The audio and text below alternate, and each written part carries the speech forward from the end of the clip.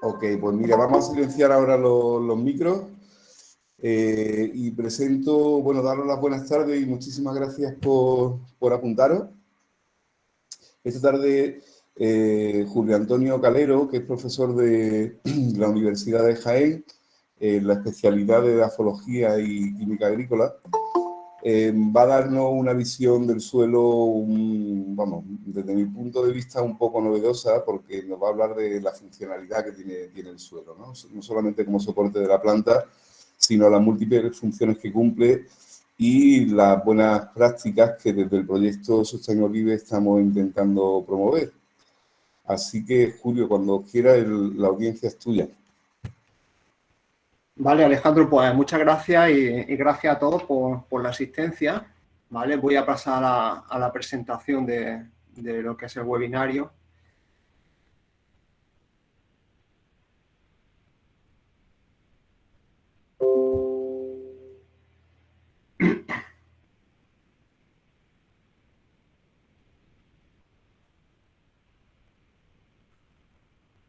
Vale, supongo que se ve bien, ¿verdad? Sí, Julio, se ve bien. Muy bien, pues bueno, pues mi charla va a ir sobre relacionar pues, dos conceptos que están íntimamente relacionados, como es la calidad del suelo y la sostenibilidad del olivar. Ese sería el objetivo de la charla, ¿verdad? Bueno, lo primero que podríamos empezar hablando en general del concepto de sostenibilidad agrícola, que es un concepto pues, que ha tomado mucha relevancia en los últimos años, ¿verdad?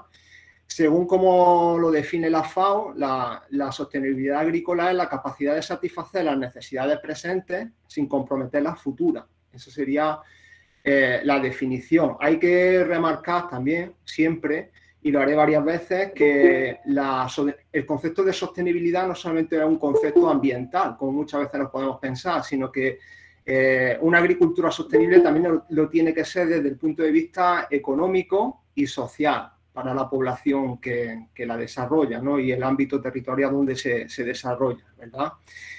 La agricultura sostenible es uno de los principales objetivos del desarrollo sostenible de la Agenda 2030 de la ONU. Y ese programa internacional, Agenda 2030, es muy importante, como luego también hablaré un poco, porque se termina implementando a nivel europeo las políticas del Pacto Verde Europeo y al final termina afectando a la política agraria común, ¿verdad? Que para los que vivimos en Europa pues es el instrumento básico de viabilidad de nuestros cultivos, entre ellos el olivar, ¿verdad? Hablando de los objetivos de desarrollo sostenible, bueno, pues he marcado 5 objetivos que están claramente relacionados con el suelo y con la calidad del suelo, ¿verdad? Estaríamos hablando del empleo y crecimiento económico, mitigación del cambio climático, biodiversidad y lucha contra la desertificación. Uno que es muy importante y en el que me centraré también en la charla, que es la disponibilidad de agua en cantidad y calidad. Y uno muy importante que lo dejo para el final, que es el tema de la seguridad alimentaria, ¿verdad? Que está ahora pues, muy en boga con la guerra de Ucrania y tal, ¿no? El hambre cero, el segundo objetivo de desarrollo sostenible, pues obviamente, como todos ustedes entienden, pues está muy relacionado con el suelo. Muchos investigadores a nivel internacional coinciden en la importancia de conservar el recurso suelo para cumplir los objetivos de desarrollo sostenible. O sea que está muy relacionado la sostenibilidad con la calidad del suelo, con el mantenimiento, la conservación del recurso suelo. Pues bien, como digo, la sostenibilidad agrícola tiene 3 pilares, la económica, la social y la ambiental. Dentro de la ambiental, si ya nos centramos en la calidad ambiental, pues tendríamos la calidad del aire, la calidad del agua y la calidad del suelo, ¿verdad? Y a su vez la calidad del suelo, que la podríamos definir como la capacidad que tiene el suelo para cumplir su función en el ecosistema o para cumplir los servicios ecosistémicos que le son propios.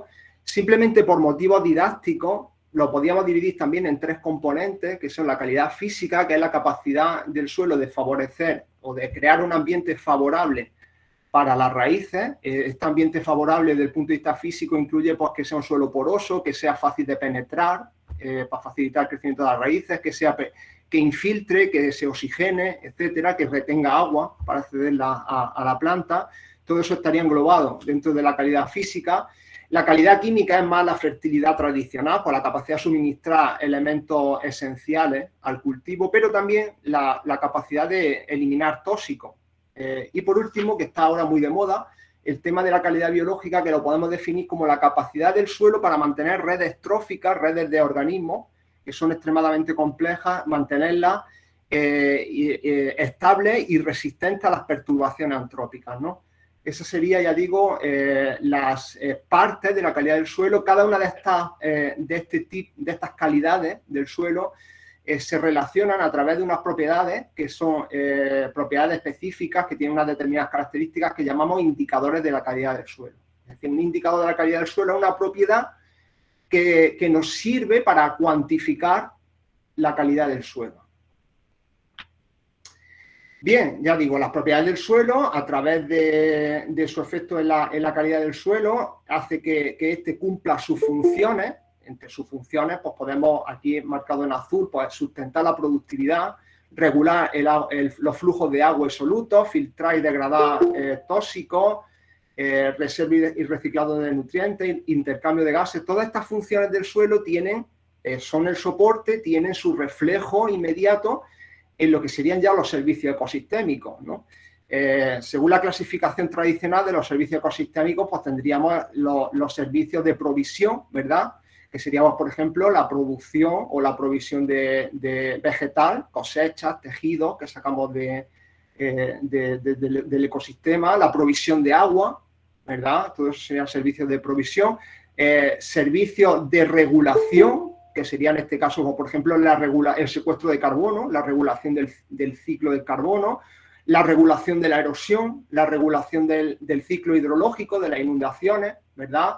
Y luego servicios de soporte, pues, como pueden ser los ciclos de nutrientes, la resiliencia al cambio o la adaptación al cambio climático, etcétera, ¿no? O sea que todos los servicios ecosistémicos se apoyan en estas funcionalidades del suelo y en el fondo, pues a través de estos indicadores de las propiedades del suelo, pues vamos a poder medirlos y cuantificarlos. Y por tanto vamos a saber cómo está funcionando en una escala de 0 a 100, sencilla de interpretar, cómo está funcionando el suelo, qué calidad tiene respecto al cumplimiento de sus funciones y de sus servicios en el ecosistema.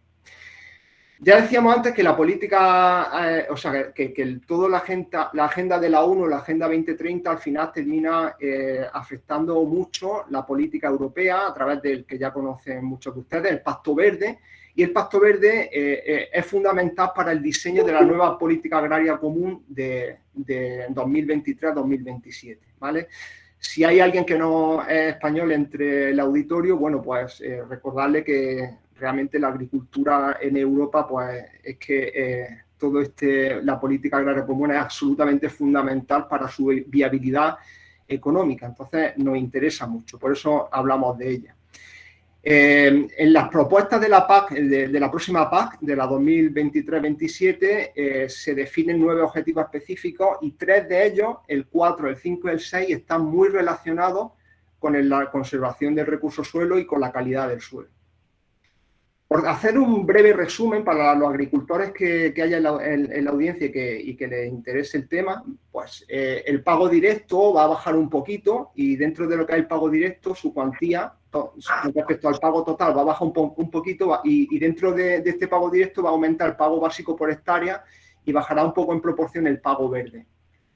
Todos los pagos directos, como en la PAC que tenemos hasta ahora, van a estar sometidos, en este caso, a las buenas condiciones agrarias y medioambientales, pero en este caso ampliadas. No nos vamos a parar, pero sí que las buenas condiciones agrarias y medioambientales, pues la 4, que era el mantenimiento de la cobertura mínima del suelo, la 5, que era el control de la erosión, la 6, el mantenimiento de la materia orgánica del suelo, todas estas, en la nueva PAC, simplemente para recibir el pago directo, el pago básico, se van incluso a ampliar con respecto a políticas agrarias comunes anteriores. Y la verdadera novedad, como el pago directo baja un poco, la verdadera novedad es la aplicación de los ecoesquemas, que son ayudas a la aplicación de medidas medioambientales que a día de hoy, por lo que yo he leído, pues se está hablando entre el 20 o el 30% del pago único que se le va a dar al agricultor y que se van a modular según el grado de cumplimiento. En fin, entre los ecoesquemas que están directamente relacionados con la calidad del suelo, con los servicios ecosistémicos, pues estaría el 4, que es el tema de la gestión de nutrientes y la agricultura de precisión, el 5, que es las prácticas alternativas a la quema de residuos, el 7, que es el tema de las cubiertas vivas, sobre todo en cultivos leñosos como el olivar, y el 8, que serían pues, diversas prácticas, no solamente la cubierta, ojo, no solamente la cubierta, sino distintas prácticas para la prevención de la erosión, para mejorar el contenido de materia orgánica, etcétera, lo que es la agricultura de conservación. Bien. Volvemos a la calidad del suelo. ¿Cómo podemos estimarla? Que eso es ya, como estoy diciendo, que es un concepto que es muy importante, que tiene relevancia y que la va a tener incluso en la política agraria común. ¿Cómo podemos nosotros estimar la calidad del suelo? Pues bien, un análisis rutinario de laboratorio, de un laboratorio comercial, un análisis de textura, de pH, de caliza, que te puede costar solo unos 50 euros, pues tiene prácticamente todos los indicadores básicos, ¿verdad? Por ejemplo, aquí es un análisis de los que, vamos, estándar, de tipo estándar, pues tiene, pues, por ejemplo, desde el punto de vista de los indicadores de calidad física, nos da la textura, la densidad aparente, el agua útil, la permeabilidad del suelo, todos ellos son indicadores. Desde el punto de vista químico, pues el pH, el carbono orgánico, el nitrógeno, el fósforo, etcétera. Los indicadores biológicos son un poquito más complicados, se está ahora mismo investigando más y eso ya no suelen ser análisis de laboratorio rutinario, sino un poquito más avanzado. Hay que decir también, y esto es muy interesante, que más allá de los datos analíticos, nosotros podemos determinar indicadores con la mano y con la vista, o sea, de forma organoléptica, en el campo, sin tener que irnos al laboratorio. Nosotros, con una determinada guía que nos protocoliza el procedimiento, nosotros podemos determinar la textura, la estructura, la consistencia del suelo, el color, comparándolo con unas cartas estándar de color, y eso lo podemos hacer en el mismo campo, ¿verdad? O sea que ahí no solamente son los indicadores analíticos los que nos van a dar la calidad del suelo, sino que también son indicadores que podemos hacerlos en campo. Todos estos indicadores, sean los indicadores analíticos o los indicadores de campo, al final, para sacar un índice de calidad del suelo de nuestro olivar, un índice global, pues se tratan con una serie de funciones de matemáticas y se agregan todos ellos, los analíticos, los de campo, etcétera, y al final, lo que nos da es un índice de calidad del suelo, un ICS. Un índice de calidad del suelo es una medida entre 0 y 100 o entre 0 y 1 que agrega todos los indicadores que hemos utilizado y que nos dice que 0 es un suelo de pésima calidad, mientras que 1 o 100 sería un suelo que está funcionando a su plena capacidad. Funciona también como el mejor ecosistema natural inalterado que nosotros podamos encontrar por la zona. En el caso de los indicadores morfológicos o indicadores de campo, hemos desarrollado una aplicación que la podéis abrir en el teléfono móvil. En el mismo olivar podemos hacer esa determinación de los parámetros de color, de textura, de consistencia con las manos. Rellenamos un formulario, lo mandamos a un servidor remoto que tiene una herramienta web y nos devuelve nuestro índice de calidad de 0 a 100 de nuestro olivar. Esto lo podemos hacer en campo, ¿vale? Esta tecnología está disponible y simplemente por motivos de tiempo no la pongo y no nos metemos en el enlace, pero vamos, que está disponible para el que la quiera. ¿Cuáles son las prácticas de agricultura sostenible que nosotros ensayamos si mejora la calidad del suelo o no esas prácticas? Pues básicamente, como se ha hablado también en otros webinarios, el tema de la aplicación de cubierta vegetal, restos de poda, lo que serán los ecoesquemas, la parte más importante de los ecoesquemas. Nosotros comparamos pues, suelos que están cerca, en el proyecto Sustainolive, comparamos suelos que están adyacentes, que tienen todos los factores iguales, pero simplemente nosotros en uno de ellos hemos dejado cubierta durante una serie de años, hemos aplicado restos de poda o compost y pues medimos con nuestro instrumento de campo o con los análisis de laboratorio la calidad del suelo y vemos si influye esas prácticas sostenibles. Pero no solamente la cubierta o los restos de poda triturados son prácticas de agricultura sostenible. Por ejemplo, si tenemos una cárcava en nuestro olivar, la restauración de esa cárcava, por ejemplo, en este caso que vemos, pues con unas georredes que generamos unos muros, unos diques de contención de pequeño tamaño, que son como unos gaviones, ¿verdad? Rellenos de piedra, pues toda esta medida de restauración, revegetar los taludes con adelfa o con arbustos, toda esta medida de restauración de las cárcavas también son parte de la agricultura sostenible y son muy importantes. Por supuesto, la aplicación de enmiendas orgánicas, el cocompoda, el perujo, ¿verdad? Esta es también una práctica que también está considerada en los ecoesquemas, y que es hacer elementos lineales, sean, por ejemplo, en este caso, muros de piedra, terrazas, setos, muros de piedra que rompan la homogeneidad del paisaje. Esto, desde el punto de vista de la conectividad sedimentaria, que ahora hablaré, es muy importante para evitar todos los prejuicios que crean los procesos erosivos más allá de la finca donde se producen, ¿verdad? Los elementos lineales. Y luego también estamos ensayando cosas que parecen anécdotas, pero los que de ustedes sean de Olivares y de la zona de Jaén, Córdoba, pues seguramente lo habrán visto, y es que la infraestructura viaria, muchas veces la alcantarilla de la infraestructura viaria, la obra de drenaje transversal, que llaman los ingenieros, vierten directamente el agua de concentración de toda la carretera, de todas las cunetas, la vierten al olivar del paisano y le generan unas cárcavas absolutamente brutales, ¿no? Y esto está generando un prejuicio económico muy grande, ¿no? Nosotros también investigamos y lo que hacemos es instalar disipadores de energía en la salida de estas ODTs para evitar que se forme una cárcava agua abajo, ¿no? Que le genere un problema o un problemón al agricultor, al olivicultor. Bien, sea como sea, nosotros podemos medirlo. Nosotros ponemos en rotura un suelo en el año 0, hasta ese momento teníamos un ecosistema natural. Nosotros empezamos con un cultivo no sostenible y va bajando en 10, 15, 20 años, hemos bajado nuestro índice de calidad del suelo al 40% de calidad, ¿verdad? Si seguimos con el manejo no sostenible, con el manejo convencional, pues nos va a seguir al 40%, incluso podría bajar aún más, ¿verdad?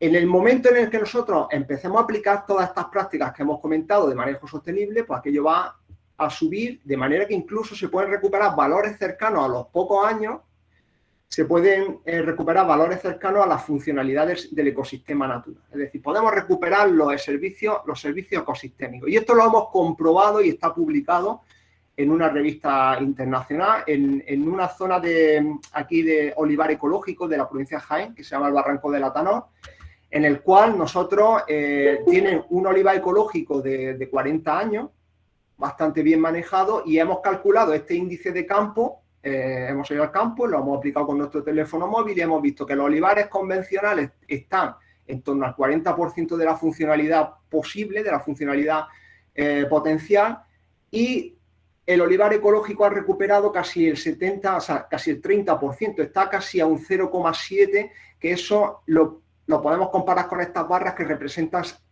otros tipos de ecosistemas naturales. En este caso, pues, por ejemplo, están casi al mismo nivel que un encinar que hay por allí por la zona, en cuanto a la calidad del suelo y en cuanto al cumplimiento de los servicios ecosistémicos. Es decir, es cierto que la agricultura sostenible pues mejora, como en este caso la agricultura ecológica, pues mejora la calidad del suelo. La última pregunta, por tanto, que nos tenemos que hacer es si esa calidad del suelo ha mejorado en el Atanor o en otros sitios, ha mejorado los servicios ecosistémicos, ¿verdad? En este caso también fue un estudio que hicimos en el Barranco del Atanor, en el que comparamos olivares de la zona convencional con los olivares de la parte ecológica, ¿vale? Y vimos lo siguiente en cuanto a la función del servicio ecosistémico de adaptación al cambio climático. Vemos que las hojas de los olivares convencionales son más grandes, las del olivar ecológico son más pequeñas. Cuando les medimos el contenido de agua, vimos que en contenido total de agua, en gramos de agua, las hojas del olivar convencional tenían más agua que es la del ecológico. Claro, eran también más grandes, pero había un parámetro muy interesante y era el déficit hasta saturación. Y comprobamos que el contenido relativo de agua de los olivares convencionales era mucho más bajo, por tanto tenían un déficit de saturación mucho mayor que el de los ecológicos, que prácticamente estaban llenos de agua, ¿verdad? Y esto tiene una influencia bastante importante en la eficacia fotosintética. ¿Por qué? Porque mientras mayor sea el déficit hasta saturación, el cierre y la apertura de los estomas es menos eficaz. Los estomas se cierran peor, no responden tan rápido a la variación de potenciales hídricos. ¿Y qué es lo que ocurre al final? Pues que para meter la misma cantidad de CO2 y por tanto la misma fotosíntesis, realizar la misma fotosíntesis, el olivar convencional está perdiendo mucha más agua que el olivar ecológico.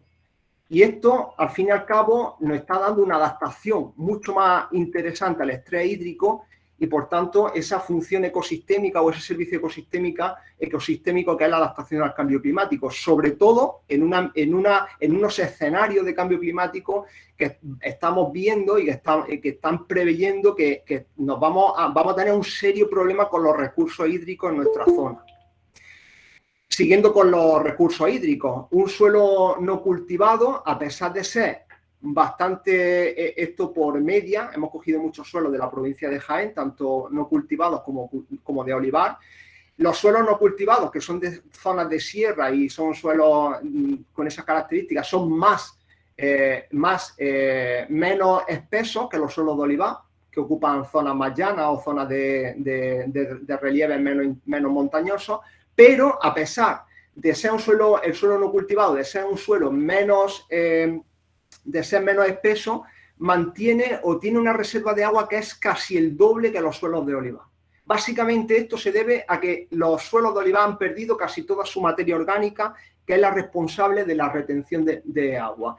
Eso se puede traducir y lo podemos traducir, esta diferencia de 30 y pico litros por metro cuadrado en la reserva de agua del suelo del olivar con respecto al suelo no cultivado, en un riego suplementario anual de 390 metros cúbicos por hectárea. Ojo, estamos hablando de la mitad o más de la mitad de un riego deficitario. O sea que eso hay que tenerlo en cuenta. El tema de la erosión también es muy interesante como regulación de la erosión como servicio ecosistémico. Este mapa que vemos aquí es un mapa de susceptibilidad. Esto que se ve en rojo son distintos barrancos. Esto es de una hoja, representa una hoja 1,50.000 de aquí de una zona cercana a Jaén, a la capital, que es la higuera de Arjona, ¿vale? Una zona que tiene bastante erosión. Y lo que nos marca la zona en rojo son barrancos que tienen una probabilidad de más del 80% de que cuando vengan las próximas lluvias sigan engrandándose por el tema de la erosión.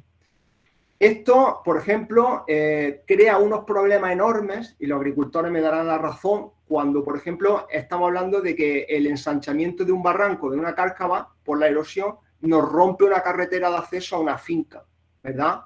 Tenemos aquí una carretera justo en este barranco, con una foto en enero de 2018, la carretera se vino abajo, la Diputación la restauró en marzo, se gastó por su dinero, y sin que haya llovido mucho, porque el año 2017 no fue un año de mucha precipitación, en 2018, en enero de 2018, al año siguiente, esa restauración estaba ya comprometida. Se había profundizado, la erosión había profundizado más de 1 metro, casi 2 metros, del suelo que se había, de esa estructura, ese cemento, ese tobogán de cemento que se había hecho. Esto hoy en día, pues prácticamente, no tengo desgraciadamente la foto, pero pues esta estructura está otra vez ya para echarle otros cientos de miles de euros y recuperarla. Todo esto es muy importante. Son pérdidas millonarias en infraestructuras que se asocian a cuencas donde hay mucha proporción de olivar convencional y, por tanto, que no está funcionando bien esos servicios ecosistémicos que da el suelo. Hablábamos de los recursos hídricos, pues qué deciros de la colmatación de pantanos. Pues hicimos un cálculo que se produce en la cuenca alta del río Guadalquivir 70 hectómetros cúbicos de sedimento al año. Eso es una barbaridad, ¿verdad? ¿Dónde va ese sedimento? Pues va a dos partes, a las orillas de los ríos, que ahora hablaremos, y a los embalses, a la colmatación de los embalses. Hay un caso que también estudiamos y lo tenemos publicado que es muy interesante, que es el embalse de Doña Aldonza, que esto está hacia el este de Jaén, en el Alto Guadalquivir. Bueno, pues es un embalse del río Guadalquivir que se inauguró en 1955, creo, o 50 y algo. Y ya en 1977, en la foto aérea, se ve que prácticamente la mayor parte del embalse, esto es el río Guadalquivir, estaba ya colmatado por sedimento. En 2009, ya lo que se ve aquí, la fotografía en color, ya son bosques de ribera. Realmente ya no queda embalse. Simplemente es un bosque de ribera donde antes era un embalse. Bien, esto es importante porque es un embalse que suministraba agua de regadío al olivar y luego tenía otra función que es el tema de la laminación. Era un embalse que se utiliza para evitar inundaciones agua abajo, ¿verdad? Y se ha colmatado muy pronto, muy pronto. Un poquito más arriba, 7 kilómetros agua arriba del embalse de Doña Aldonza, hemos estudiado una finca, o sea, una cuenca, una microcuenca, que está aquí marcada en morado, una microcuenca de una finca que se llama la Puerta de las Villas. Esta microcuenca tiene 397 hectáreas y en ella hemos estudiado en el proyecto en rojo una parcela convencional y en azul una parcela ecológica. Bien, cuando vemos la cantidad de sedimento que produce esta microcuenca, son la friolera de 16.674 toneladas por hectárea y por año. Eso es lo que esta microcuenca de apenas 400 hectáreas está echando al río, en este punto, al río Guadalquivir, unos kilómetros arriba del embalse de Doña Aldonza. O sea que esto es para que nos hagamos la idea de por qué pues realmente se saturan los embalses a la velocidad que se satura. Y son cálculos directos. Lo interesante quizás de esto es que hemos comparado la erosión la parte del sedimento que se produce en el olivar sostenible frente al olivar convencional y es prácticamente la mitad. Es decir, si toda la cuenca que es convencional menos esta finca se dedicara a un olivar sostenible, pues estaríamos reduciendo de 16.000, estaríamos reduciendo a 8.000 las toneladas por hectárea y por año. Si eso lo extrapolamos a todo el olivar del Alto Guadalquivir, que prácticamente es el 80% del Alto Guadalquivir, olivar, pues nos daría idea de cómo cambiarían los ciclos hidráulicos en nuestra zona. Un caso importante o una explicación importante de esta disminución en el olivar sostenible de la erosión es por lo que se llama el índice de conectividad sedimentaria. El índice de conectividad sedimentaria en el olivar sostenible es mucho menor, menos 1 frente a menos 0,6 en el convencional. ¿Qué significa esto? Que nuestro paisaje, nuestra zona del olivar sostenible está heterogéneo, tiene diversidad, es un paisaje heterogéneo, ¿verdad? En este caso, sobre todo, no tiene muros de piedra ni setos, pero la simple cubierta, las simples calles con cubierta están dificultando el movimiento de sedimentos hacia el río, ¿verdad? Se puede producir erosión, que se produce menos porque tiene cubierta, pero además lo poco que se produce tiene dificultad de abandonar la cuenca y pasar al río. En cambio, en el olivar convencional se nos genera, que aparece perfectamente en el modelo, una cárcava que ya no tiene valores moraditos, que son de valores de conectividad ya superiores a 1, y por esta cárcava se está escapando un montón de toneladas de suelo que se producen en el olivar convencional. Por eso es tan importante el tema, no solamente para el agricultor que se le encuentra la cárcava y le está fastidiando sus labores, sino también para evitar que por ahí empiece a haber fugas de sedimentos y que eso acabe en los pantanos.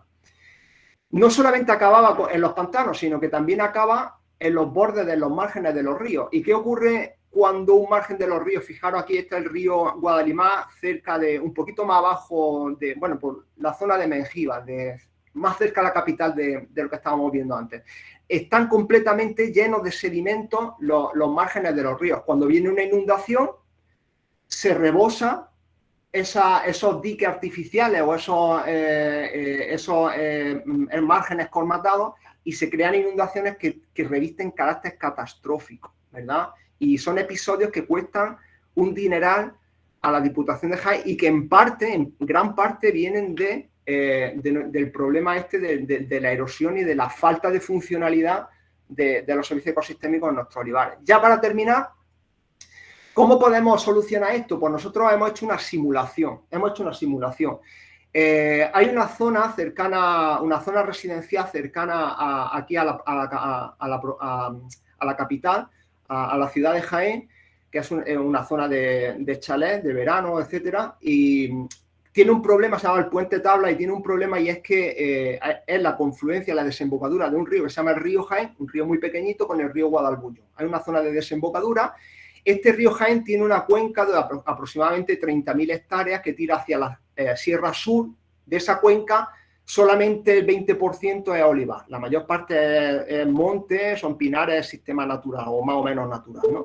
Pues bien, nuestra simulación fue la siguiente. Nosotros sabemos, porque hemos hecho estudios en muchos suelos de la provincia de Jaén, sabemos que mientras más materia orgánica tiene un suelo, mayor es su infiltración. Entonces nosotros hemos pensado, nosotros aplicamos un modelo para saber, con un periodo de recurrencia de 100 años, cuáles serían los picos de descarga, las descargas que se acumularían justo en esta zona, en el caso de tener los olivares, que son solamente un 20% de la cuenca, con un contenido de materia orgánica óptimo, que es el 3%, frente al contenido, la situación actual, que es el 1%.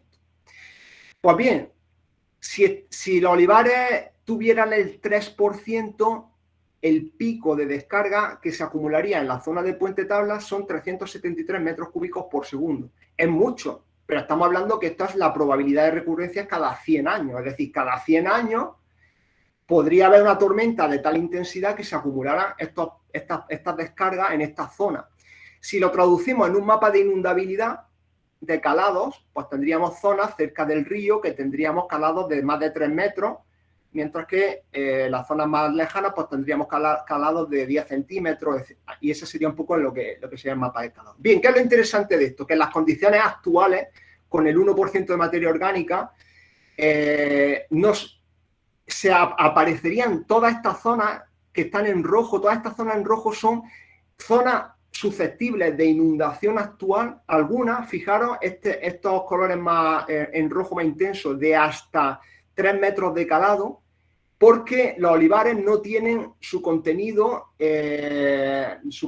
ideal de materia orgánica, y por tanto están disminuidos en su capacidad de infiltración. Eso genera picos de descarga, de escorrentía mucho mayores que si estuvieran en su situación ideal. Y eso, traducido en un mapa de inundabilidad, pues nos daría la diferencia de lo que se nos inundaría ahora de caer una tormenta de esta intensidad, frente a lo que se inundaría si estuvieran en los olivares, que ya digo, son muy poquita parte de la cuenca, estuvieran en condiciones de calidad óptimas, ¿no? Entonces, parece que puede ser poco, pero fíjense ustedes, ya con esto termino, al paisano o que tenga en este bloque su casa, que por culpa de que los olivares no tengan su contenido adecuado de materia orgánica, pues se le va a inundar con 2 metros a 2 metros de calado de inundación. O sea que son cosas que hay que tener en cuenta. Bien, con esto termino. Espero que no les haya aburrido mucho, y sobre todo la intención era intentar transmitirles los efectos, algunas veces no conocidos, de la calidad del suelo sobre lo que sería la sociedad, o todo lo que sería las consecuencias sociales de que no manejemos bien nuestros olivares, o de que no se manejen bien. Yo he terminado, Alejandro. Muchísimas gracias, Julio. Bueno, antes de dar paso a las preguntas que tengáis, y no ha sido aburrido porque me parece que solamente ha abandonado una persona. Así que enhorabuena, muchísimas gracias por tu exposición. Y sí quería recordaros que vamos a tener una encuesta disponible. Si os fijáis a la derecha de vuestra pantalla, en la parte de abajo hay un triángulo, un cuadrado y un círculo. Ahí podéis complementar a lo largo del tiempo que nos queda una encuesta que nos ayuda a saber cómo hemos funcionado, si hay algún aspecto de mejora. Y por otro lado, os he dejado en el chat un vídeo que protagoniza Julio, sobre la determinación de la densidad aparente, y también os dejo el enlace al apartado de recursos de la página web de Sustainolive, del proyecto, donde hay una especie de póster donde mostramos los resultados de las investigaciones y algunas recomendaciones para los agricultores. Hay también un manual de agricultura sostenible y otros materiales. Y ahora sí, me gustaría daros paso, si hay alguno que tenga alguna pregunta sobre lo que nos está comentando Julio, que levante la mano y voy dando yo el turno de palabra, ¿vale?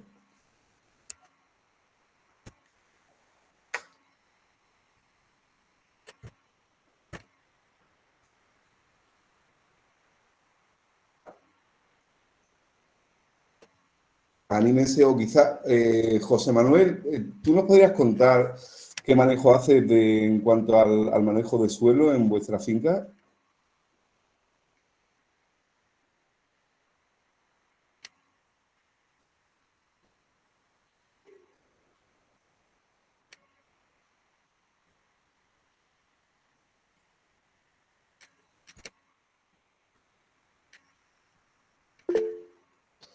A ver, Antonio Valguería Guerra, ¿quieres empezar tú? Sí, bueno, buenas tardes.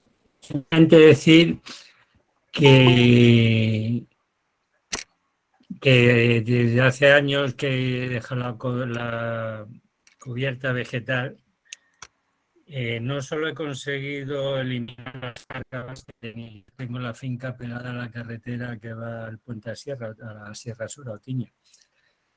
Y como estoy al pie del monte, más que por mí, por los vecinos,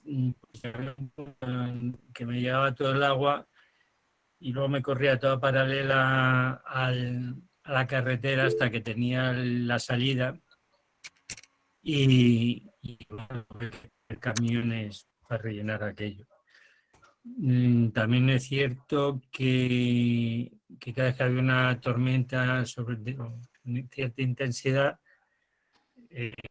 la finca la tengo por alto sobre el nivel de la carretera y había cascadas. Tan es así que Diputación había hecho como unos aliviaderos, digamos. Pues yo lo siento por el señor de tabla, pero desde hace unos años a ahora y al futuro no le va a llegar una gota de agua que pase por mi finca, porque la retengo completamente.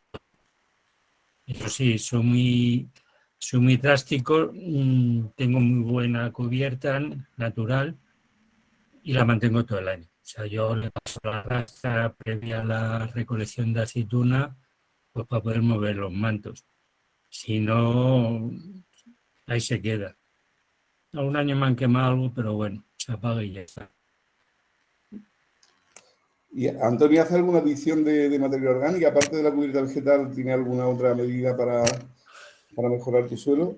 Pues la verdad es que el suelo lo tengo bastante mal, sobre todo a 30 centímetros. Le he hecho analítica, arriba tengo una buena cubierta, tengo mucha materia orgánica, pero a 30 centímetros que le hice el año pasado analítica del suelo, una carencia muy grande que se me refleja luego todos los años en el análisis foliar, por mucho que aporte siempre o sea, le hago todos los años, le hago análisis foliar, llevo al técnico de APIA cooperativa, al técnico de los abonos, no al tío del bote, sino a un laboratorio, y en función de eso abono, y nunca veo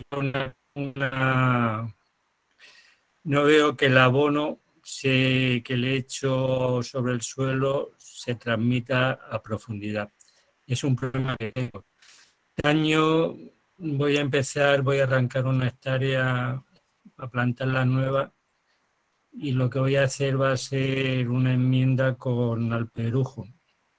Sale con alperujo. El alperujo me parece que son 20 euros la tonelada, pero lo tengo en Valdepeña y Jaén. Al precio que está el gasoil, no sé yo lo que me van a cobrar por el collar del perro.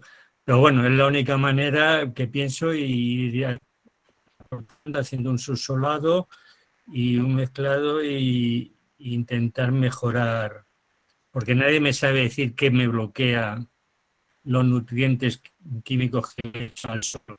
También he metido ovejas, pero eso tardará en llegar. Antonio, ¿con qué tienes problemas sobre todo? ¿Con el potasio? Nitrógeno, con los tres, con todo, micronutrientes y macronutrientes. Pero además, Julio, fuiste profesor mío el año pasado en el máster. Sí. El problema es que yo hice la analítica del suelo y la deficiencia que tengo en el suelo es la que se me refleja en el olivar, en el olivo. Este año he probado con abono foliar y otra cosa que estoy haciendo es meter fertilización, estoy metiendo tubería para ver si consigo, enterrada, a ver si consigo que llevándole los nutrientes, digamos, a pie de raíz, no se bloquee. La verdad es que no lo sé. Hice la analítica ahí en donde Juana, en Vivarium, y me dijo a qué se debía. Si no te importa, yo te la llevo y me la miras. Sí, a lo mejor tiene mucha caliza activa. Sí, hay caliza, hay caliza. Entonces, Pero que te bloquea todo, te sube el pH, los micronutrientes también. Pues nada. Ya sabes que estoy aquí, si algún día quieres pasarte, bueno. Vale, gracias. Bueno, mira, Alexis Kerner nos pregunta si hay diferencia entre materia orgánica, es decir, si es entre el estiércol, tierra vegetal o compost. Hombre, si está bien compostado, es muy parejo. Un estiércol evolucionado, un compost, un co-compost, son todos, si está bien compostado, son enmiendas muy parecidas. Entonces sería cuestión de elegir la más barata y la que más cerca te pille. Ahora, tiene que estar bien compostado. O sea pero vamos, que normalmente ya los compost, la tecnología de compostaje, lo que se está intentando es acelerar el proceso para dar salida, que no haya cuellos de botella, ¿no? Porque, por ejemplo, con el tema del compost de alperujo, el compostaje de alperujo, el problema que hay es que no hay plantas suficientes. Porque, claro, necesita apilar en esplanada, o sea, no se da abasto, ¿no? Entonces, las tecnologías lo que intentan es acelerar. De esto va Roberto, quien sabe más, quien es el especialista. Pero vamos, sí, ese tema lo tratamos en un webinar, que por cierto también tenéis en el apartado de media, en la página web de Sustain Olive, tenéis las grabaciones de los seminarios previos para que aquellos que no hayan podido verlo tenéis el vídeo a vuestra disposición. Mira, ha levantado la mano Francisco Gómez. Francisco, si quieres hacernos tu pregunta. Sí, hola, buenas tardes. Son un par de temas. El primero es para Julio. Me ha llamado muchísimo la atención la ingente cantidad de sedimentos que se han ido depositando en este pantano, etcétera, etcétera. Yo entiendo que esos sedimentos deben de ser o han sido ricos, minerales, etcétera, etcétera. ¿A alguien se le ha ocurrido, o quizás no era viable económicamente, volver esos sedimentos a la tierra? Hay dos problemas, Francisco. Cuéntame. Hay dos problemas. El primero, la textura de ese sedimento es malísima porque es limosa. Es decir, si tenemos arena, limo y arcilla, la arcilla no se acumula, puede ir en dispersión, en suspensión, y entonces tiende a ir hacia la costa. O sea, se suele acumular, pero en los tramos bajos del Guadalquivir, ¿verdad? No se acumula en la parte alta, en el embalse de Doña Aldonza o en todos los embalses que tenemos en el tramo alto, ¿no? La arena no se mueve tanto, la arena, aunque se mueva, no suele transportarse mucho fuera de las cuencas donde se produce. ¿Qué es lo que se transporta con mucha eficacia? Lo que se deposita en los embalses, por ejemplo, en el Alto Guadalquivir, los limos. Y ya sabes que los limos como textura son horrorosos, porque no desarrollan porosidad, en fin, tienen lo malo de la arcilla y lo malo de la arena sin tener lo bueno de la arena ni lo bueno de la arcilla, ¿no? Por otra parte, están contaminados. Son sedimentos que aquí compañeros del departamento y de la facultad que han hecho análisis, pues están de simacina y de otros compuestos de preemergencia que se utilizaban antes hasta arriba. O sea que como material, en resumen, como material de desmonte, como si dijéramos, no sirve. Es como un material malísimo para luego, por ejemplo, podría decir uno, yo relleno mi cárcava, ¿no? Cojo material de allí, además que le quito carga al pantano, pues relleno mi cárcava, pero es que es un material francamente malo. Muy bien, pues. De acuerdo. El segundo tema, si me lo permite, Alejandro. Claro. Sí. Era un poco por la experiencia de Antonio, estoy leyendo su apellido, Valguerias, ¿no? Antonio. Él defiende una cubierta vegetal durante todo el año.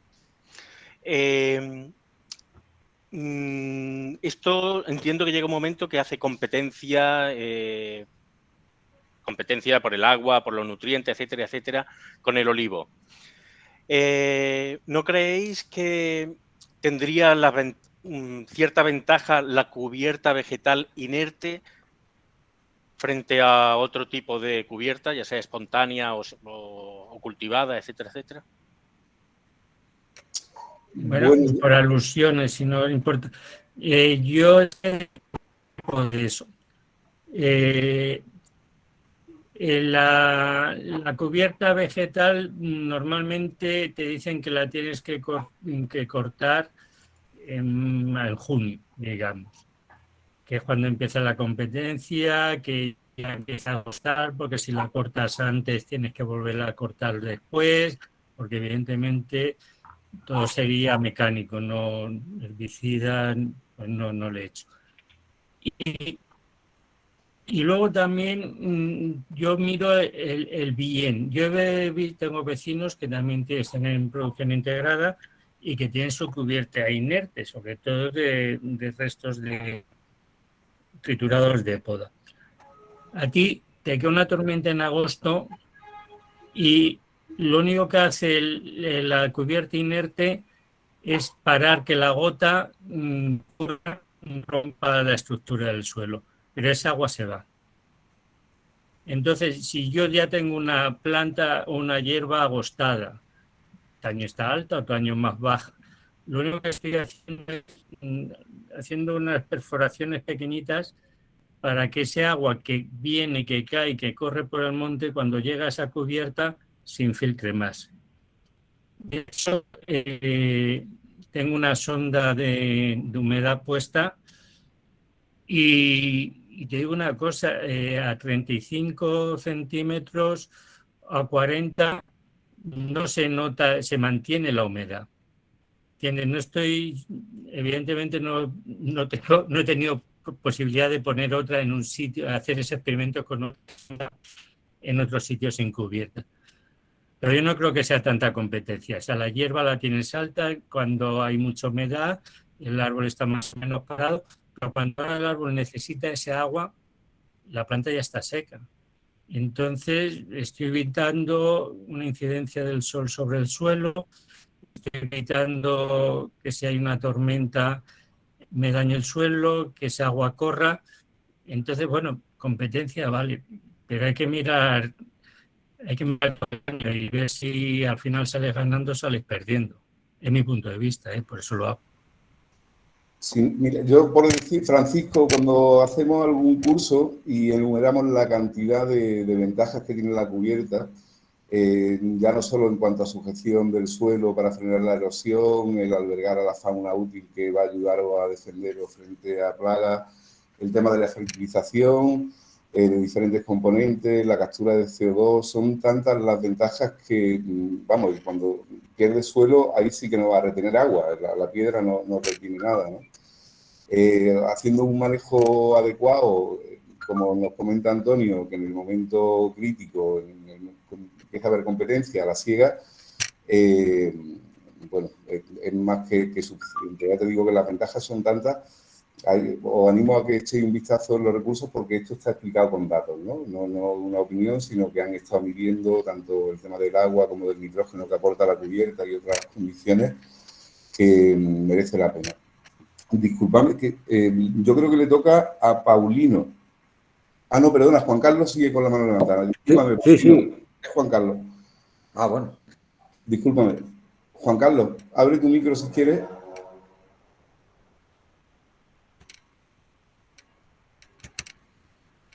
Bueno, Juan Carlos no está preparado, entonces ve tú, Paulino. Sí, ¿me oís ahora? Sí, perfecto.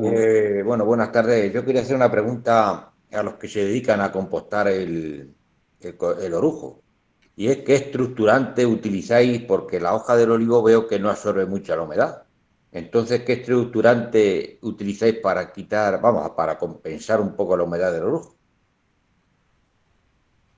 Eso es una pregunta que hago a todos. No sé si hay, Paulino, tenemos también un vídeo que produjimos con Tomás, que es una entidad que colabora con el proyecto, y ellos están en Mancha Real y están haciendo una experimentación. Bueno, la Universidad de Jaén está colaborando con ellos, y el ojín no es tanto como para, o sea, no busca un material que absorba la humedad del alperujo, lo que busca es que haya entrada de aire, ¿no? Entrada de oxígeno, que un proceso, el compostaje es un proceso que precisa aire y precisa agua y necesita que circule. Entonces, cuando la masa del alperujo, yo creo que está en torno a un 80% de humedad, claro, ahí no pasa nada, si no lo mezclas con algo que permita la circulación del aire y del agua, pero no es el objetivo. Y claro, el ojín es que es la herramienta que tenemos más a mano para poder hacer el compostaje. Habrá sitios donde, por ejemplo, puede haber una planta de descascarillado de arroz o otra materia orgánica que permita hacer esa función que hace el ojín, pero aquí es el material disponible que tenemos más a mano, ¿no? Vale, gracias. No sé si, Juan Carlos, abres tu micro o pasamos a Valentín. Valentín Contreras.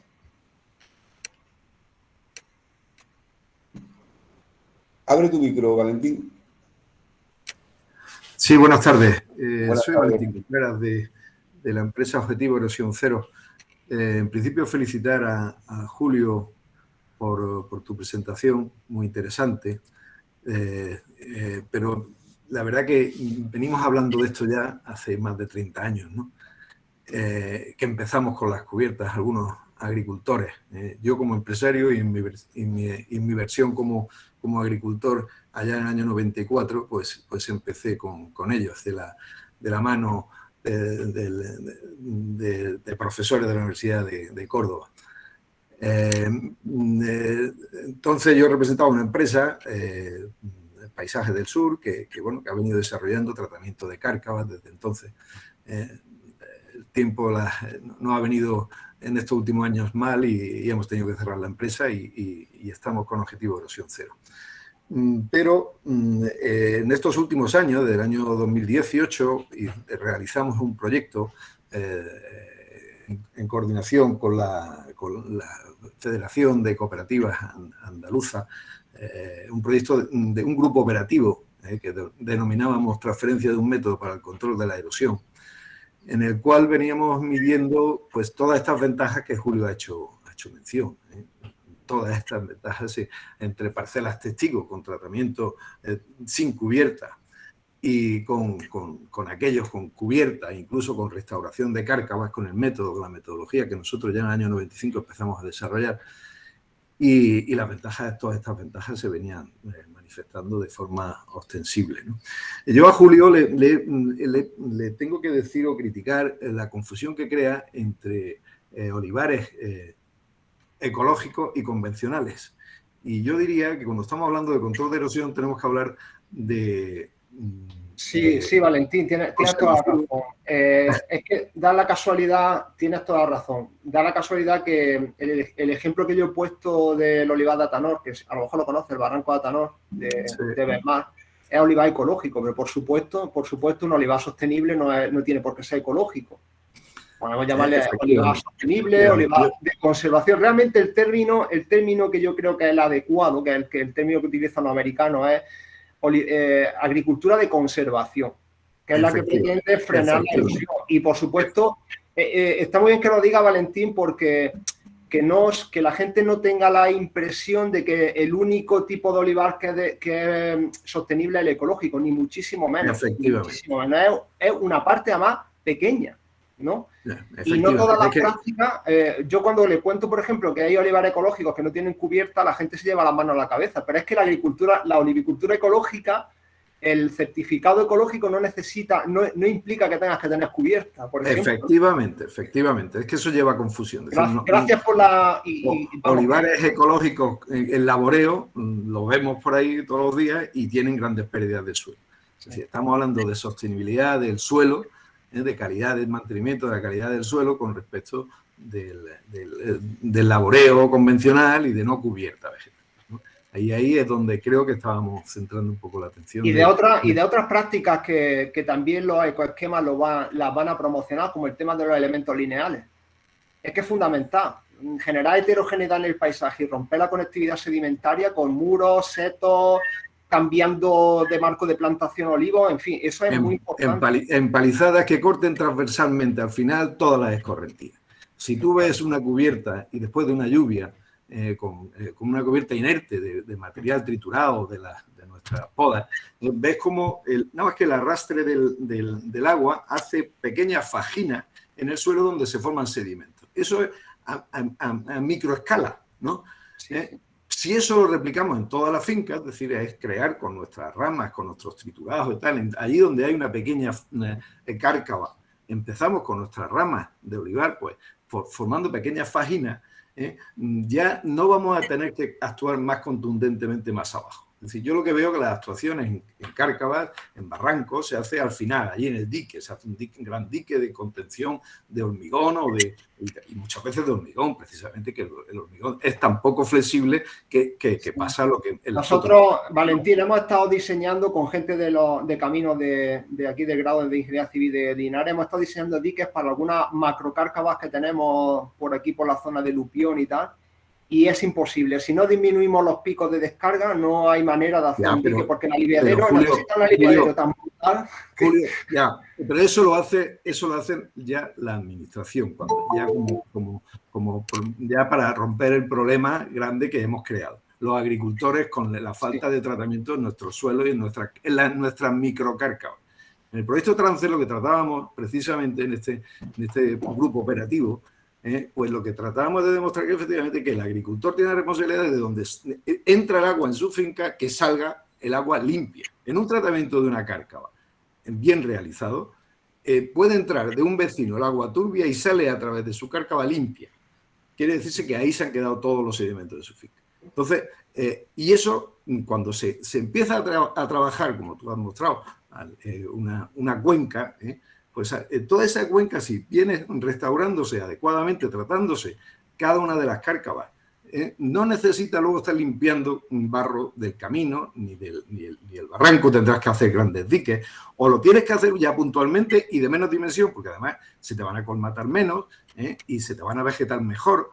Es decir, se trata al final de ir laminando las escorrentías de la cabecera de la cuenca hasta el final de la cuenca, y formando, pues eso, fajinas, puntos de sedimentación progresivos, cuando es más llano, cuando hay más pendientes, pues esas líneas de control de erosión, digamos, de microdiques. Nosotros lo que utilizábamos eran biorrollos, gaviones flexibles, fajinas de ramas, todo eso para utilizarlo desde la cabecera hasta el final de la cuenca, y allá donde había una cárcava grande, pues en algún momento determinado se colocaba un dique. Bueno, muchísimas gracias, Valentín. Juan Carlos tiene levantada la mano desde hace rato. Si quieres, activa tu micro y...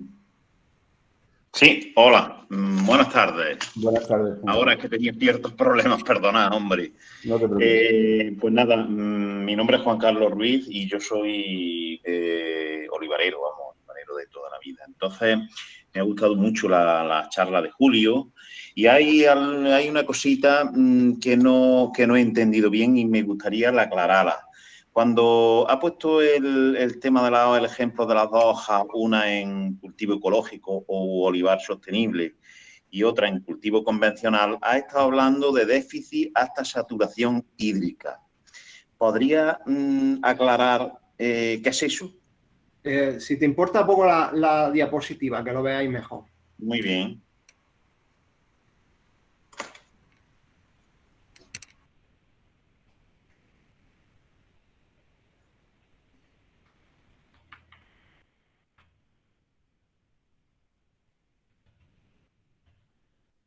Sí, mira. Vamos a ver, es cierto, en este caso sí que estamos hablando de olivar ecológico, esta es del Barranco del Atanor, ¿vale? Nosotros tenemos, vamos a ver, la hoja, el tamaño de la hoja, como sabréis los que habéis participado, tenéis olivar ecológico, el tamaño de la hoja del olivar convencional de regadío es mayor, que suele ser mayor que la hoja del olivar ecológico. Bueno, luego también influirá la variedad y tal, pero generan hojas de tamaño mayor, ¿verdad? ¿Qué es lo que ocurre? Cuando nosotros le echamos la misma cantidad de riego al olivar ecológico y al olivar convencional, A ver. En el caso de, como el depósito es más grande, en la hoja del convencional el depósito es muy grande, si yo le echo tantos gramos, 2 gramos de agua y tiene 6 gramos de agua, pues entonces vamos a llenar solamente, bueno, 2 gramos frente a 4, imaginaros. Si le echamos 2 gramos frente a una capacidad de 4 gramos, pues estamos llenando el depósito a la mitad, ¿verdad?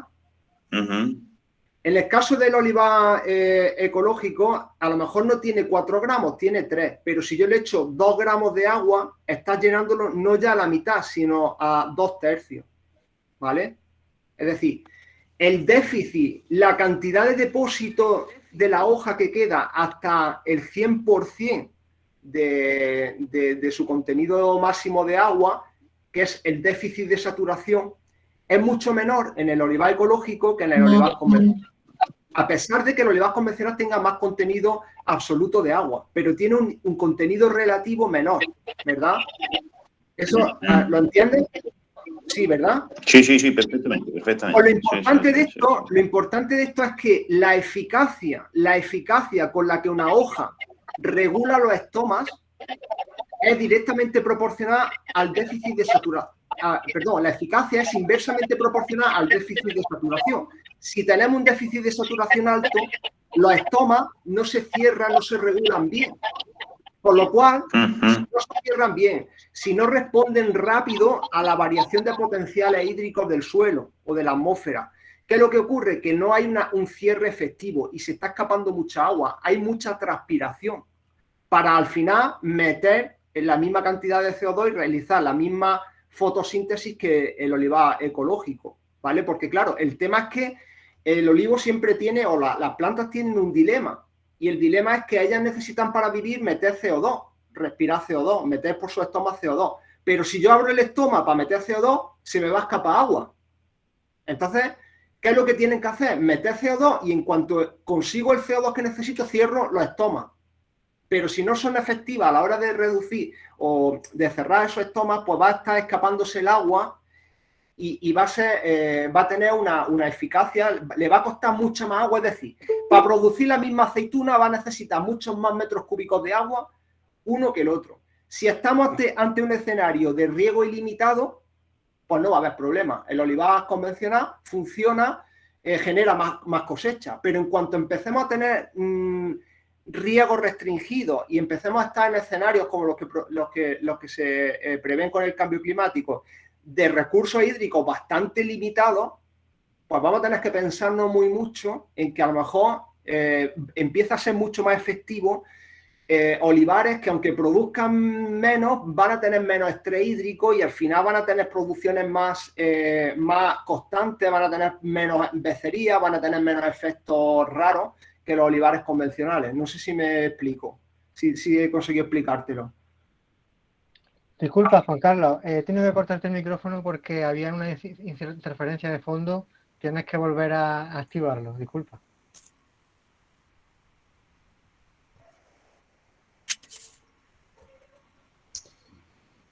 Juan Carlos, activa el micro, por favor. ¿Se me oye?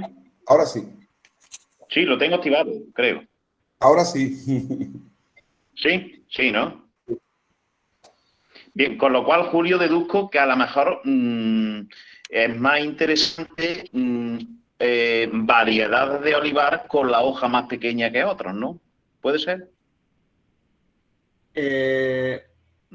Bueno, sí, en este caso, ya digo que varía, que esto, nosotros, en este caso, en el Barranco de Atano, este trabajo que nosotros teníamos era con la variedad Picual. Porque había otras variedades, tenían también empeltre y hojiblanca, pero nosotros el experimento en concreto le medimos con un aparato que se mide en campo la eficacia fotosintética, y le pesamos la hoja, lo hicimos en Picual, es decir, yo estoy hablando aquí de variedades que sean la misma variedad, ¿no? Ahora, yo no sé si una variedad que tenga la hoja más pequeña es más interesante comparado con los ecológicos, con los convencionales de la misma variedad.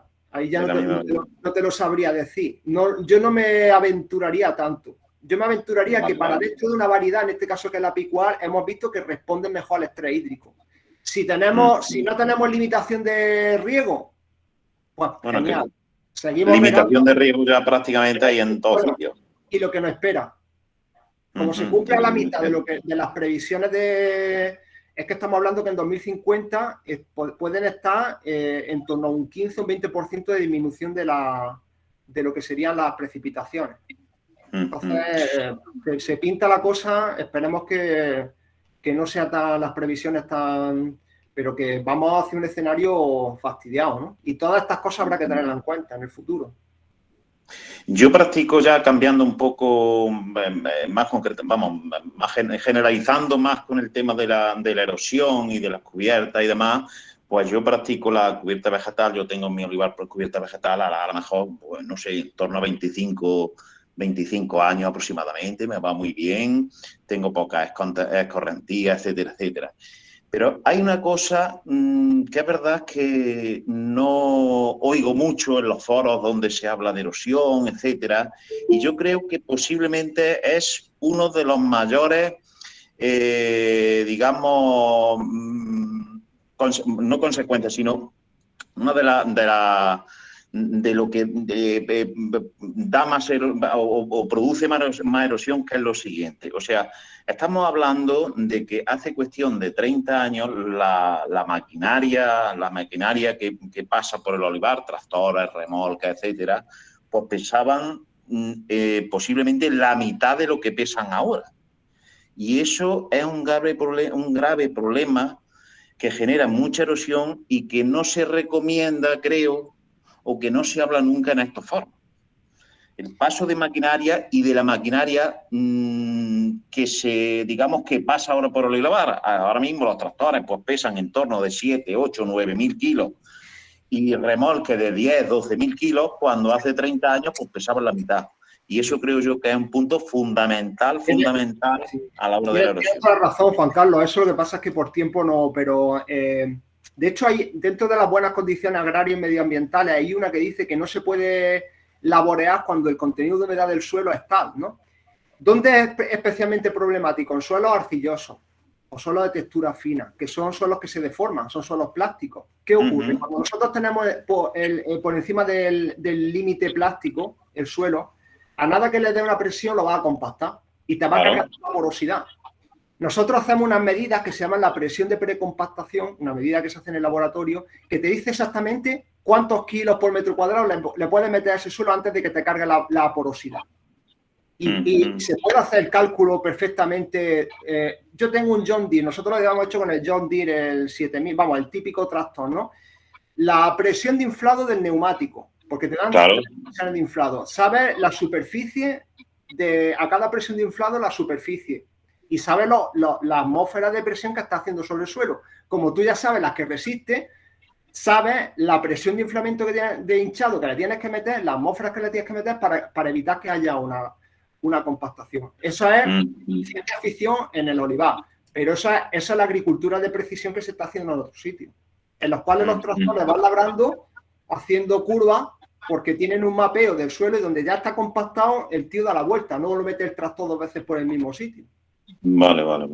Pues es muy interesante. Es importante, pero claro, eso estamos muy lejos en nuestra zona, todavía estamos lejos pero eso irá llegando poco a poco, ¿no? Para evitar la suela de labor, si eso es el problema, es la suela de labor. Muy bien. Pues muchas gracias, ¿eh? Pues fíjate, ya tiene 2 líneas nuevas de investigación, Julio. Francisco Gómez tenía levantado la mano, no sé si es que de antes o es nueva. No, es que tenía otra consulta, si me lo permití, ya que, bueno, claro que estoy viendo aquí en este foro que, por un lado, pues está ahí gente muy, muy entendida, y por el otro lado estoy yo, que necesito mucha formación, ¿no? O información. O sea, que hacemos ahí una simbiosis perfecta. Mirad, me vuelvo al tema de la cubierta, ¿de acuerdo? Ya estamos de acuerdo en las bondades de la cubierta vegetal. Perfecto. Por otro lado, estamos viendo el problema de los abonos y los nitrógenos, y si estamos hablando de ecológico, lo que estoy viendo es que los abonos ecológicos pues tienen muy poco porcentaje de nitrógeno. Y he leído por ahí que sería muy interesante sembrar leguminosas. Entonces, ¿alguien tiene experiencia de sembrar leguminosas como cubierta vegetal? Julio, ¿Sí? vamos, si te animas tú a contarlo. Bueno, yo desgraciadamente no soy agricultor, no tengo experiencia directa. Sí sé olivares que han estado con beza, sembrando beza, y parece interesante, lo que pasa es que la siembra realmente es como un abono verde, ¿no? Luego le pasan el tractor, la entierran. La leguminosa se descompone muy rápido, tiene poca fibra y se descompone. Al año siguiente no hay nada. Pero sí que incrementa el nitrógeno, claro que incrementa el nitrógeno. Desde el punto de vista se puede utilizar como un abono verde. Ahora, ya el aspecto ya comercial o un poco de la cosa económica, de balance económico, eso ya no te sé responder, no tengo ni idea. Yo, Francisco, por lo que sé de escucharos y de escuchar a personas que llevan haciendo esta práctica hace muchos años, lo ideal es recurrir a la flora natural que hay en el suelo, que sea equilibrada. El problema es que con tantos años de utilización de herbicida hemos conseguido que prácticamente los bancos de semillas se agoten, ¿no? Pero lo ideal es que dentro de una composición variada que te puede encontrar en un metro cuadrado, pues hasta 100 tipos diferentes de hierba, muchas de ellas son leguminosas, como bueno, los tréboles, los altramuces, hay muchísimos tipos y todas ellas tienen esa simbiosis con bacterias que permiten la asimilación del nitrógeno atmosférico de meterlo en el suelo, ¿no? Cuando las arrancas, pues verás en las matas de habas que hay como unos nódulos de color rojo y ese es el nitrógeno que ha fijado, ¿no? Entonces, lo que se recomienda es recuperar la flora local, ¿no? Y hay incluso, bueno, pues hay alguna empresa que vende este tipo de semillas que están adaptadas a los diferentes territorios y es posible implementar estas cubiertas, ¿no? Bueno, tenía Manuel Ruiz, ha levantado la mano. Si eres tan amable, Manuel, yo por darle paso a gente nueva que nos dé también luz desde su sitio. Manuel. Sí, hola, ¿se me escucha? Perfectamente. Sí. Buenas tardes a todos. Muy interesante el webinar. Yo quería responderle a Francisco Gómez acerca del tema de las leguminosas. Mi propia experiencia, tenemos un olivar ecológico y al principio se hizo una siembra de leguminosas. Realmente no valió de nada. Y luego con el paso del tiempo me he dado cuenta de que fomentando la materia orgánica en el suelo vamos consiguiendo tener un volumen mayor de una variedad de leguminosas bastante interesante. Nosotros hacemos aportes de materia orgánica, de estiércol de oveja, de hoja de olivo, pero también tengo ovejas en el olivar y la verdad es que la cantidad de leguminosas que estoy teniendo es cada vez más alta. Y sobre todo debajo de la copa de los olivos, que es donde los animales nos dejan la mayor parte de la materia orgánica, ¿no? Lo que es la regeneración del suelo que hacen, ¿no? Entonces, yo soy muy partidario de las cubiertas naturales, de la cubierta que tenemos en la finca, de ir fomentándola a base de materia orgánica y poco a poco vas descubriendo que van desplazándose especies, por ejemplo, como el jaramago, que prácticamente ya no lo tenemos presente en la finca, y empiezan a aparecer leguminosas. Y también están apareciendo tanto leguminosas como gramíneas ya perennes, ¿no? Entonces hay una evolución en la cubierta que siempre la gran protagonista es la materia orgánica, la que yo creo que fomenta este tipo de cubiertas más interesantes para cualquier cultivo, ¿no? Es lo que yo quería aportar. No sé si me he explicado bien o no. Te has explicado perfectamente, Manuel, y muchísimas gracias por tu experiencia en la que nos hace aquí aprender a todos. Valentín, tenías tú una pregunta. Abre tu micro y nos cuentas. Sí, bueno, dos cosas. Una, no sé si no se ha hablado suficientemente del descrédito que puede tener la cubierta. En muchos casos se puede deber a lo que Antonio Valguerías decía de dejar la cubierta muy alta hasta que se seque. Realmente la cubierta hay que secarla para que no entre en competencia con el cultivo y pueda producir el máximo posible, hay que segarla cuando empieza el déficit hídrico, ¿no? Y en cada comarca, en cada municipio, esa fecha puede cambiar.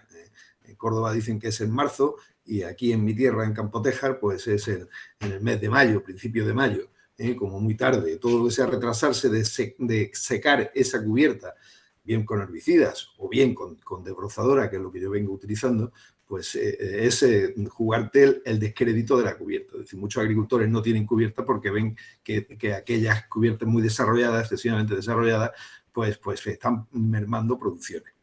Y por otra parte, Julio, no sé, es que yo he entrado un poco, ya empezando ya tu presentación empezada, y no has comentado suficientemente la importancia que tiene el control de la erosión del suelo, en la contaminación de las aguas.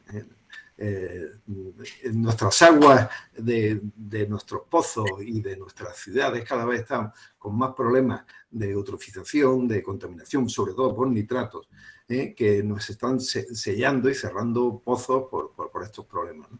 Sí, en el proyecto, antes del proyecto de Trance que hicimos, desarrollamos un proyecto LIFE, Eutromed, que precisamente perseguía ese fin, ¿no? Demostrar que con control de erosión del suelo se disminuía la contaminación de las aguas de escorrentía superficial, porque quedaban retenidas en los sedimentos, ¿no? Y eso entre la parcela testigo, igualmente con respecto de la parcela tratada, ¿no?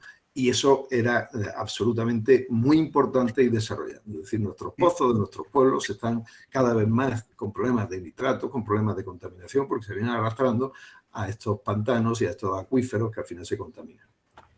Sí, Valentín, lo que pasa es que el problema con el tema del nitrógeno es que hemos estado echando como entre 3 y 5 veces más nitrógeno de lo que la planta ha podido, de lo que puede gestionar la planta con la urea.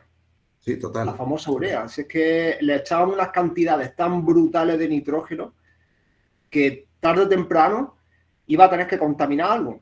Así que además todos los acuíferos del Alto Guadalquivir, ese ya no es potable. El acuífero silíceo del Alto Guadalquivir, de la zona de Marmolejo, Andújar, ese acuífero ya no es potable. El de la Vega de Granada no es potable. Tiene más de 50 miligramos por litro de nitrato. El de Antequera ya no es potable. O sea, le hemos echado unas cantidades que luego, esas cantidades hemos estado tirando el dinero porque no eran efectivas. Nosotros echábamos ayer la urea y, como todo el mundo se acuerda, el olor amoníaco que había del nitrógeno vaporizándose cuando le echábamos la urea, y luego todos los nitratos que le hemos echado, pues es que enseguida se lavaban. O sea, que es que ha sido una fertilización irracional que se ha debido solo a que el precio del nitrógeno era bajo hasta ahora. O sea, que realmente... No, y porque existía la creencia de que cuanto más nitrógeno se le echara al cultivo, más productivo iba a ser. Bien, pero es que de todas formas, lo que se disminuyan las cantidades de aportar, si no desarrollamos una cubierta vegetal suficiente que retenga esas escorrentías, pues de todas formas esos abonos, esos van a ir, aunque sea en menos cantidades, van a seguir yendo a los acuíferos y con ello pues contaminando las aguas. Claro, eso es una función ecosistémica más, lo que decía. Una de las funciones ecosistémicas es de eliminar tóxicos, si el suelo está en buenas condiciones. Que queden retenidos en nuestro sistema, ¿no? Sí, y una cosa que quería comentar de Manuel Ruiz, que es muy interesante lo que ha comentado, el tema del uso del ganado, ¿no? Lo que ha hecho ahí la oveja, si le han metido la oveja, ha sido seleccionar gramíneas, o sea, seleccionar la leguminosa, ¿verdad? Como no han movido el suelo, han ido desapareciendo los jamargos. Y ojo, porque cuando hablamos de cubiertas, no todas las cubiertas son iguales. No es lo mismo una cubierta de carretones, que es una leguminosa que tiene una raícita superficial pequeña, que tiene mucho grado de cobertura, que eso, el que me diga que eso compite con el agua es mentira, una especie de trébol, que un jamargo que tiene una raíz que puede tener una raíz de 1 metro, ¿verdad? Entonces, es que no todas las cubiertas son iguales.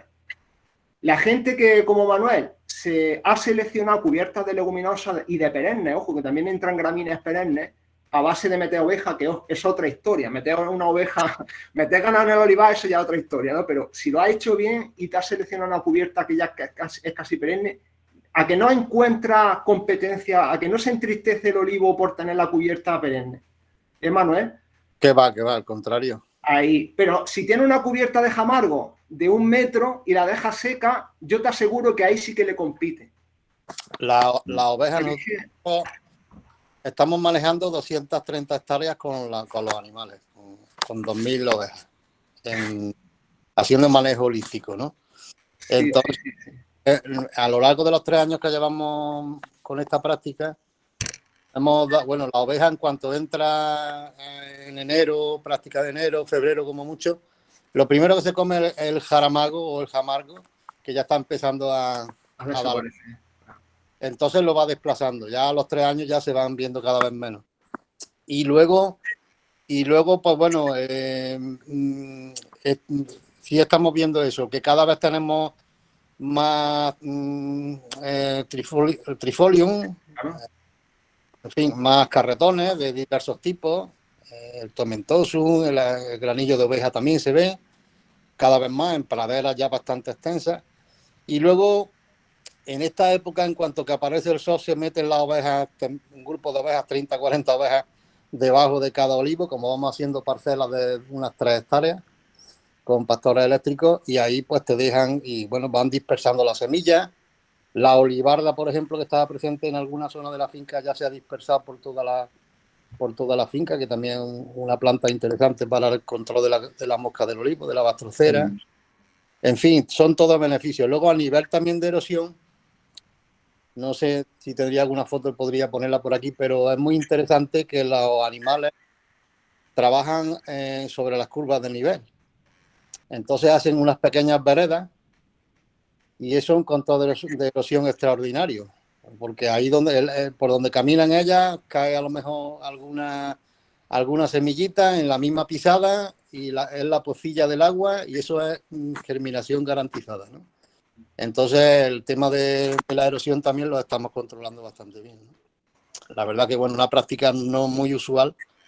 Porque es complicada, no es fácil. Bueno, hay que saber manejar yo a mí no me queda otra, Julio, que hacer propaganda, pero el anterior seminario, que fue hace unas semanas, lo tenéis dentro hemos puesto ahí en el apartado de webinar, ha puesto José Lietor el enlace, y lo dedicamos a hablar del manejo de las cubiertas vegetales con ganadería, ¿no? Entonces, bueno, salían pros, contras y una información muy, muy valiosa. Muchas gracias, Manuel, por contarnos tu experiencia. Juan Carlos, yo no sé si tenía la mano levantada por alguna o es de antes, que se me quedan fijas en la pantalla. Activa tu micro, por favor. Ya que está hablando ahora del manejo, hombre, porque tiene una finca bastante importante, 230 hectáreas, manejarlas con ovejas. Entiendo que será posiblemente la zona de la Sierra de Córdoba, de los Pedroches y demás, más o menos, ¿no? Entiendo. No, no exactamente. Estamos en la subbética de Córdoba. En la subbética, bien. Yo soy de pero la finca está en el término de Luque. El hecho de manejar, lo voy a explicar muy rápidamente. Estamos en una zona con una orografía muy complicada. Es un valle montañoso. Entonces, dar el salto a ecológico sin animales era prácticamente inviable. Porque controlar la cubierta era muy complicado. Sin herbicidas era muy complicado. Entonces los animales lo que han hecho ha sido trabajar las zonas con muchísima pendiente, trabajan la cubierta totalmente, y bueno, pues ese desbroce que necesitamos en su momento, pues nos lo hacen los animales. Por eso tuvimos la idea de meter el ganado en el olivar de montaña. Por la dificultad, por la inclinación que tenemos, y los animales hacen un trabajo perfecto. Yo creo que no hay desbrozadora más perfecta que una oveja. Y tocarán el olivo, entiendo, las zonas bajas de... Nosotros tenemos ya una dehesa de olivos, no tenemos un olivar, tenemos una dehesa de olivos, pero bueno, estamos convencidos de ello, estamos viendo resultados también a nivel de olivar, estamos viendo cambios en el olivar, a nivel de crecimiento, a nivel de sanidad, de salud del fruto, de cambio, control de plagas, en fin, de enfermedades también fúngicas. Hay un equilibrio en el ecosistema y lo han traído los animales, y eso pues nos está dando muchas alegrías, ¿no? En fin, luego tenemos las dificultades de todo el mundo, que se puede ir la trama, que no se puede ir, pero los animales la verdad que te dan, te traen, te aportan más que te quitan. O sea, porque se coman una bajera no te están haciendo tanto daño como te crees. La aceituna, la del olivo la pone más arriba, la aceituna de arriba tiene más rendimiento también. Y al final pues vamos ganando volumen de copa un poquito más alto y más ancho, porque tenemos marcos de plantación de 12 y 14 metros en olivas tradicional con variedad picuda, y la verdad que bueno, pues es una experiencia bastante gratificante lo que estamos haciendo. La finca va para adelante, no va para atrás con los animales. Y a nivel de cubierta es espectacular la variedad de especies que tenemos. Espectacular, y cada vez vamos descubriendo especies nuevas, especies, semillas que estarían ahí de hace 20, 30 años que ahora están saliendo, porque le estamos poniendo al suelo las condiciones óptimas para que esa semilla en ese momento de la cale, ¿no? Es que yo creo que el suelo se regenera. O sea, yo tengo el ejemplo de una finca que compré en el año 2003. Era una finca en pendiente, vamos, en campiña, con cierta pendiente. Y ya practicaba yo entonces la cubierta vegetal en otros olivos. Y entonces ese año lo que hicimos fue sembrar cebada. La cebada nació, pero ¿cuál fue nuestra sorpresa? Que al poco tiempo pues se secó sola, ya en verde. Y me supongo yo que sería por la gran cantidad de simacina que tendría, o de herbicidas que tendría ese suelo. Claro. Pero a la vuelta de 6, 7 años, que le aplicamos muy poco herbicida, aquello ya está en agricultura ecológica y demás, pues es lo que Manuel dice. O sea, allí no han entrado animales, pero es verdad que hay una gran variedad de plantas, leguminosas, de todo tipo de plantas, que yo creo que por otra parte son las necesarias en el olivar. O sea, todo tipo de plantas, toda variedad de plantas, pues son necesarias. Las leguminosas aportan nitrógeno, las umbilíferas pues serán buenas, me entiendo, para las ovejas, para las abejas. Cada planta tendrá su función, entiendo. Hay una práctica que yo he usado mucho, es cara, pero me ha ido muy bien, sobre todo en secano, para retención de agua y para evitar la erosión, que es repartir paja ya podrida, paja que vale o que valía poco dinero, ya este año valdrá más, y con el tema del gasoil pues también vale mucho más, pero eso es magnífico para la erosión y para el mantenimiento de la humedad en el suelo. Sí, señor. Muy bien. Muy interesante. Pues muchísimas gracias. Hemos aprendido mucho de la información que nos aporta Julio y también muchísimo de vuestras experiencias personales. No sé si hay alguna persona que le quede algún interrogante o si no, estamos en el minuto de cierre. Ana Belén nos dice que la paja mejora el suelo a largo plazo. Claro, estoy seguro que cualquier aporte de materia orgánica mejora nuestro suelo, ¿no? Pues si no, daros las gracias a todos por haber participado. Yo creo que vamos a interrumpir. Hemos estado haciendo un webinar mensual. Darle las gracias a José Lietor por organizar toda la estructura de los webinars. Lleva peleando, pues ya no sé si son 6 meses o 7, José. Sí, desde enero. Pero vamos, ha sido una experiencia muy gratificante y he aprendido pues mucho más de lo que me imaginaba que podría llegar a aprender. Sobre todo gracias a este elenco de profesionales que un webinar tras otro pues nos sorprenden, ¿no? Muchos de ellos deberían de dar clases en la universidad. No, así lo pienso y así lo digo.